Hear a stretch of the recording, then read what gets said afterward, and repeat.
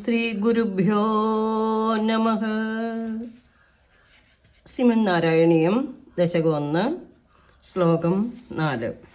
നിഷ്കംഭേ നിത്യപൂർണേ നിരവധി പരമാനന്ദ പീയൂഷ രൂപേ നിർലീനാനേകമുക്താവലി സുഭഗതമേ നിർമ്മല ബ്രഹ്മസിന്ധോ കല്ലോല്ലോല്ലാസതുല്യം ഖലു വിമലതരം സത്വമാഹുസ്തദാത്മാ കസ്മാന്നോ നിഷ്കളസ്ത്വം സകല ഇതി വജത്വൻകല സേവഭൂമൻ. ശ്രീഹരേ നമഃ.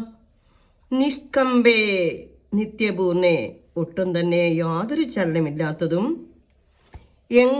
എന്നും നിറഞ്ഞു നിൽക്കുന്നതും നിരവധി പരമാനന്ദ പീയൂഷ രൂപേ, അവസാനമില്ലാത്ത പരമം ആനന്ദമാകുന്ന അമൃതം തന്നെ സ്വരൂപമായതും നിർലീനാൻ ഏകമുക്താവലി സുഭഗതമേ, കണക്കറ്റ് മുക്താവലിയിൽ ലയിച്ചിട്ടുള്ള അത്യന്തം സ്പൃഹണീയവുമായ നിർമ്മല ബ്രഹ്മസിന്ധോ, ശുദ്ധ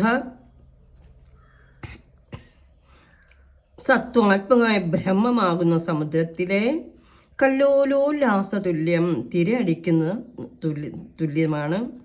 വിമലതരം സത്വം, അത്യന്ത ശുദ്ധമായ സത്വഗുണമെന്ന് ആഹു ഖലോ, അറിയുള്ളവരെല്ലാവരും പറയുന്നുവല്ലോ. തദാത്മാത്വം കസ്മാത്നോ നിഷ്കളഹ, താദൃശ സത്യസ്വരൂപനായ അവിടുന്ന് എന്തു കാരണത്താൽ നിഷ്കളനാകുന്നില്ല? അവിടുന്ന് നിഷ്കളൻ തന്നെ. ഭൂമൻ, എല്ലായിടത്തും നിറഞ്ഞു നിൽക്കുന്നവനെ. സകല ഇതി വജത്വകലാസു ഏവ, സകല എന്ന ചൊല്ല് അവിടുത്തെ കലകളിൽ കലകളെ വിഷയമാക്കിക്കൊണ്ട് ആകുന്നു.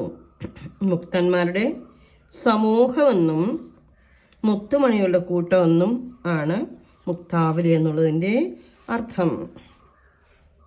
അനക്കമറ്റതും നിത്യസമ്പൂർണവും പരമാനന്ദമാകുന്ന പീയൂഷത്തിന്റെ രൂപത്തിൽ സ്ഥിതി ചെയ്യുന്നതും തന്നിൽ ലയിച്ചിരിക്കുന്ന നിരവധി സായുജ്യപ്രാപ്തി ലഭിച്ച ജീവാത്മാക്കളോട് കൂടി പ്രകാശിക്കുന്നതുമായ ആ പരിശുദ്ധ പരബ്രഹ്മസാഗരത്തിൽ അതിനിർമ്മലമായ സത്വഗുണം തിരമാലയുടെ കാന്തിക്ക് തുല്യമാണെന്ന് ജ്ഞാനികൾ പറയുന്നു. അങ്ങനെയുള്ള സത്വഗുണാത്മാവായ അങ്ങ് നിഷ്കളനാകുന്നു. അല്ലയോ വിഷ്ണു, അങ്ങയുടെ അംശങ്ങളായ അവതാരങ്ങളെ സംബന്ധിച്ചു മാത്രം കലകളോട് കൂടിയവന എന്ന വാക്ക് ശരിയാകുന്നു. സർവം ശ്രീകൃഷ്ണ അർപ്പണമസ്തു. ഹരി ഓം.